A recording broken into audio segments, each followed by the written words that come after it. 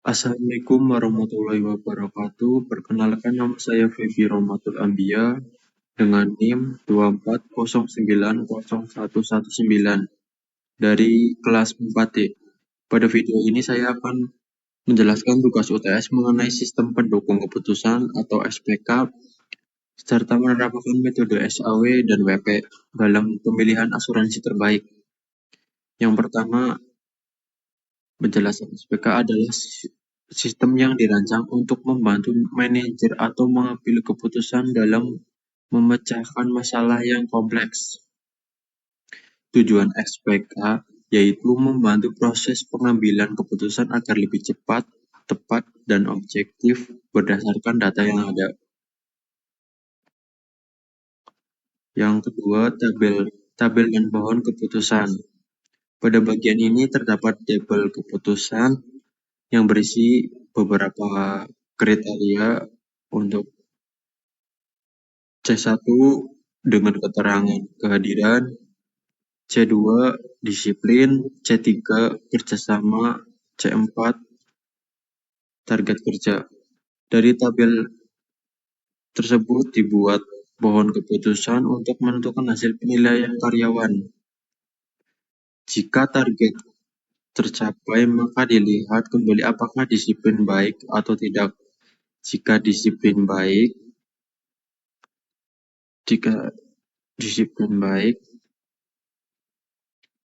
karyawan terbaik.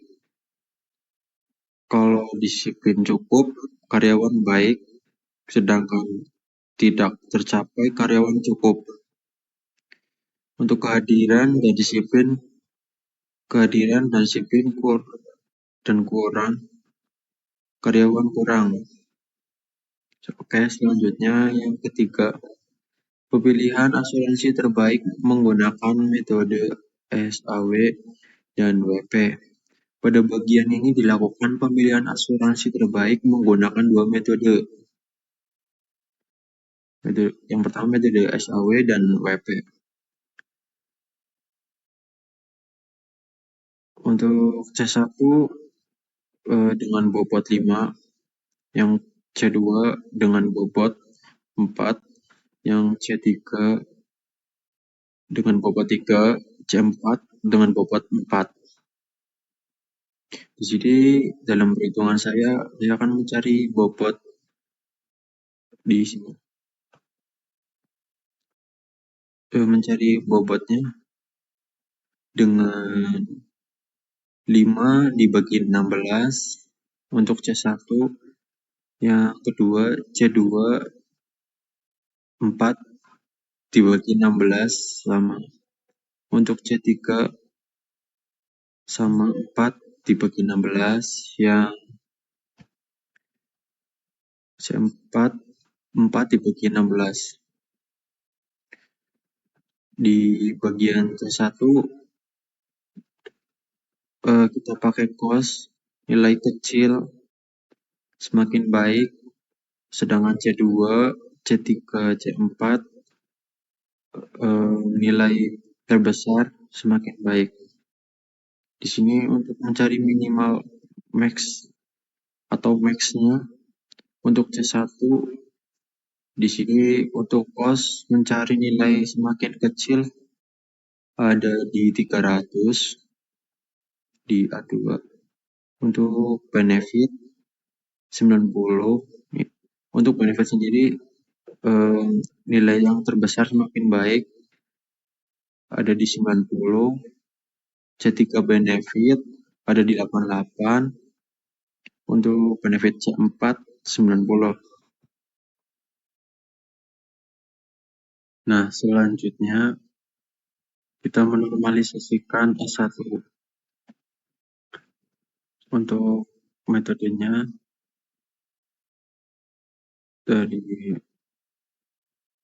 minimal max dibagi alternatif.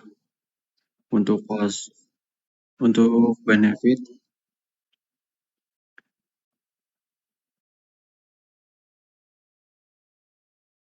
untuk rumusnya malah sebaliknya. alternatif dibagi 90. Nah, di sini untuk mencari preferensi alternatif untuk F1 dengan rumus sum A1 alternatif dikali bobot ditambah ini C2 A1 dikali bobot terus ditambah seperti ini. Seterusnya.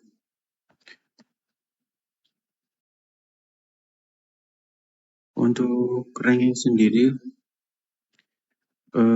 nilai terbesar ada di V4 untuk ranking ya 1, yang kedua V2, untuk ranking ketiga F1, untuk yang keempat ada di V3. Ini sama ya bobot kepentingan seperti di atas. Ya, di sini. Oke. Sekarang ke metode WP. Metode WP atau weight produk menggunakan perkalian dari setiap nilai atribut yang dipangkatkan dengan bobot. Jadi seperti ini. Untuk preferensi alternatif untuk mencari S1 dengan dengan rumus ini, dari alternatif dipangkatkan bobot ini terus dikali tutup di C2 tutup 80 dipangkatkan bobot, nah seterusnya seperti itu. Ini juga sama S2, S3, S4. Nah sekarang dijumlahkan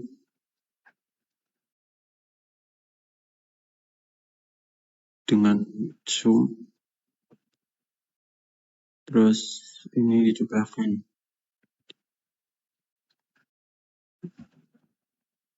Nah untuk preferensi alternatif untuk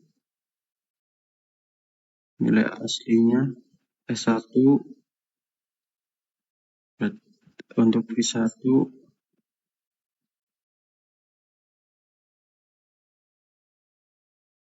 dibagi jumlah yang tadi, hasilnya untuk V1 0,25.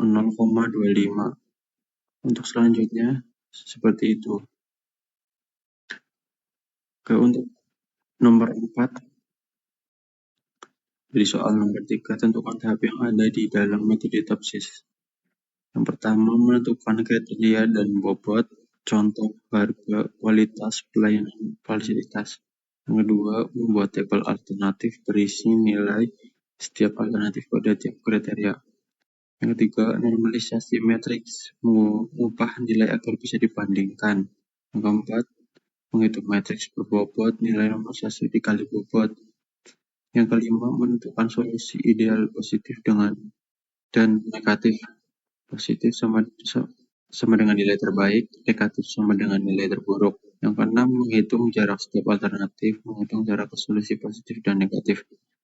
Yang ketujuh, menghitung nilai preferensi, nilai terbesar menjadi alternatif terbaik. Yang kedelapan, menentukan ranking, mengurutkan hasil dari terbesar ke terkecil.